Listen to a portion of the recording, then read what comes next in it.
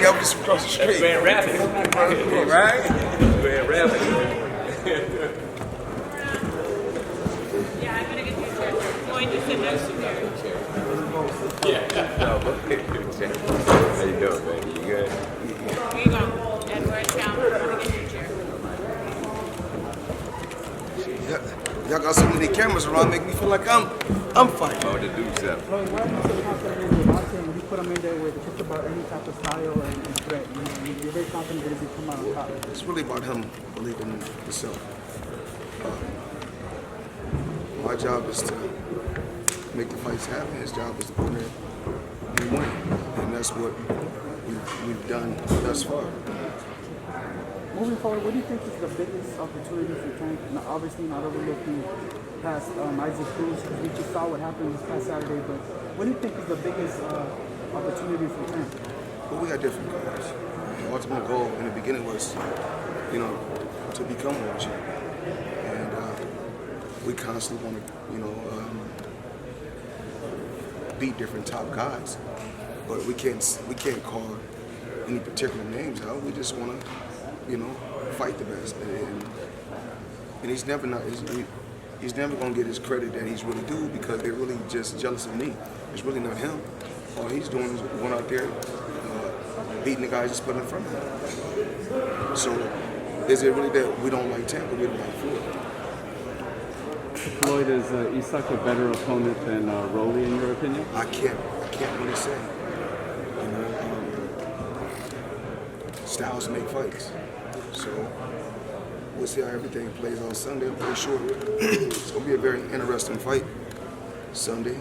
I just honestly believe this guy's one of the best lightweights also out there. He's no pushover. I had a chance to watch some clips. And normally I don't really watch, go watch any highlights. And I had a chance to see this guy. And I think he's a guy that everybody's really sleeping on. So, but it's going to be kind of a good test for Tank. And everything should be, a great fight come Sunday, as I think it's going to be. What did you see in Cruz that makes you think it's going to be a good test for Tank? I just said it. I just said I watched the highlights. Yeah. So I don't know if you're listening, but I said I watched the highlights. No, what did you see in those highlights that makes you believe that? Oh, I can't. I'm not that. I mean, he just Can't tell you the secret. I'm not going to tell you what he do good or what he don't do good, but at the end of the day, it's obvious I got the remedy because I was up there and I said I faced guys like this before in the beginning of my career. Hey, Floyd, this could be fight of the year potentially on Sunday. I know it's December 5th, but he could steal the show. We don't really want this to be fight of the year. We don't want our guys to take no damage, no punishment. We're not with it. The name of the game is to hit and not get hit. And you're talking to one of the guys that was the master at it. So I don't believe in my guys taking punishment, for everybody can go home and say, oh yeah, it was a great fight. When the boy's career is over, he can barely walk and talk. That's not cool. Floyd, what makes you've defeated numerous Mexican fighters? Is that something that you want to see? Well, I haven't been to training camp, so I don't know what's going on. But these guys, I'm pretty sure got them covered all around the board. They went out there and done what they had to do all throughout training camp, I'm pretty sure. And he's going to be ready to come Sunday. Hey, Floyd, Calvin, a you question faced for you. numerous Mexicans. You've defeated every top Mexican fighter you've got. Tank's doing them. We don't really want to just say because that seems like that seems a little racist, a little stereotype. No. I faced people from all walks of life and beat them all. Right. Say that. That's better. Not just Mexican. No, I get you, but my question I is, beat everybody. my question is, what makes the Mexican fighter that tough fighter that you faced and that Tank? Marcos McDonald was tough. He wasn't Mexican. Manny Pacquiao was a tough competitor. He wasn't Mexican. So it's not that. A lot of times us fighters can make things rough on ourselves. So this was going on. If Tank is out there fighting, they give Tank some advice, and he go out there, and he's doing what they're telling him, but it's not working. As a fighter, he has to come back and tell them, yo, this is not working. Whereas the fighters come back and the fighter don't say nothing. Whereas with me, I'm going to come back, and a lot of times I may not say nothing because I know my trainers got got the microphones on. So when I come back, I don't say something a lot of times. I just go out there and do what I have to do with so much experience that I have, over the years. Calvin, a question for you. You've been around Tank for quite a number of years. Floyd, talk to us about the maturation process of Tank and how you've seen him grown over the years. He still have a lot. He still has a lot of growing to do, and eventually he will see. Your mind frame is not the same. When you're 16, you get your license. When you're 18, you're able to buy, cigarettes, and you're able to vote. And then you're 21, you're able to go to a nightclub, and you're able to buy liquor at 21. So as you get older, you look at things in a total different way. I feel like not just with age comes wisdom, but also with a lot of experience comes wisdom. So in due time,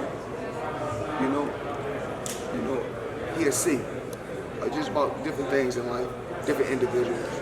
Floyd and Leonard, I want to ask both of you in particular, talk to us about the Sunday boxing model. A lot of folks tend to like it. This is the second fight that we've seen on a Sunday. Talk to us about that. Whose idea was that? I'm not going to sit right here and take the credit for that. That was a team effort, I would like to say. Leonard, as well as Al, and some other individuals, we talked about it because Super Bowl is on a Sunday. A lot of award shows is on a Sunday. The NBA All-Star is on a Sunday. So we say, you know what?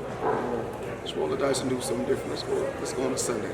A lot of people are at home. A lot of time on Saturday, a lot of people in nightclub because most people that work at 9 to 5 want to enjoy the Friday and the Saturday. But Sunday, everybody's at home. You can sit down, and enjoy the festivities and enjoy the main event.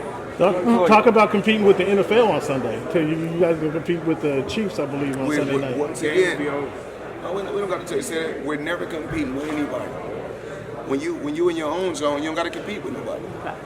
I'm never compete with nobody. I never try to compete with nobody. As far as who was the best in the sport of boxing, I just went out there and did what I did. Calvin, just from your perspective. Being on top of the game of boxing, how do you stay motivated? Well, you have to give me an example. When you say a lot of upsets, name a lot of upsets. Team Lopez and Campos was a big upset. Name some more. Anthony Joshua and Usyk. That was not an upset. Oh, was it? I mean, when you got two guys with so much experience, like I said before, you got guys with two guys. It's just that Anthony Joshua was on TV, and everybody's seen him. Usyk was a hell of a fighter, gold medalist, if I'm not mistaken. Yeah, but he was behind the scenes. Two guys with a crazy amateur backgrounds, and one guy is not being seen, and another guy is being seen. Then we call it an upset. No, it's just that he was working behind the scenes, and another guy was working in front of everybody. Then finally, they had to meet up, and then Anthony Joshua came up short. But Anthony Joshua, I told him from the beginning. I was one of the first guys to come on record from the beginning. I told him, he can come, and I can teach him some pointers. Because a lot of times, this is just my take. The same coach you had as an amateur doesn't always make him a great professional coach. Because some guys are great at amateur coaching, and some guys are great at professional coaching. And even like my dad, I feel like my dad was the best as a professional because he was teaching me when I was the amateur, he was teaching me like a professional. So, like I said, I'm going to always speak the real, whether somebody like it or not. I just feel like Anthony Joshua, they keep going to different coaches. Oh, this coach won't work with him. This coach won't work with him. I told him in the beginning when he was undefeated, you got some things you still got to tweak because if you don't, then you may come up short. But speaking on the training situation, Team Lopez just